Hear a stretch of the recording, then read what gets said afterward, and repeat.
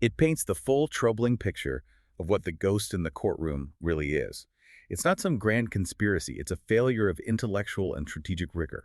It's the key argument or definition that gets overlooked, sometimes because both parties agree on the wrong thing, or because the regulator fails to use the industry's own commercial contradictions against them. And the outcome, whether it's a temporary victory achieved through the wrong legal path or an ultimate loss that allows prediction markets to masquerade as legitimate finance, it always results in more risk and more confusion for the people who are the ultimate funders of these markets.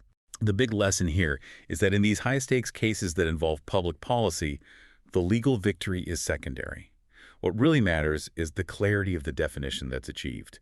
If you win the case but you lose the definition, you've failed the public. This has been a fascinating and a really dense deep dive. We've been analyzing how two massive finance cases were ultimately shaped not by what was said, but by what was intentionally left unsaid or what was agreed upon incorrectly. We reviewed two key definitions that were just critically missed. Is purchasing crypto on a secondary market an investment? And what exactly constitutes gaming within the context of derivatives trading? And I think the key takeaway for you, the learner, is to apply critical thinking not just to the news headlines or the stock ticker, but to the legal foundations of the financial products you encounter every day.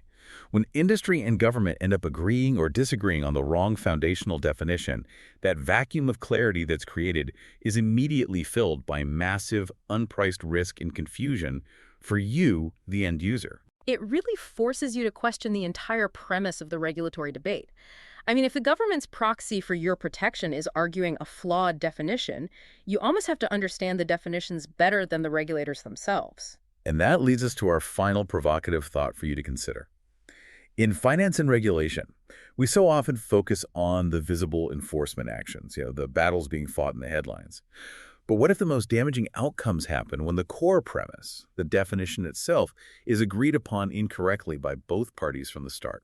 Then the war is already lost. The regulator loses the war, their ability to provide clarity and protection, before the first shot is even fired. So the question is, how do we ensure that the public, the real litigant, always has a voice?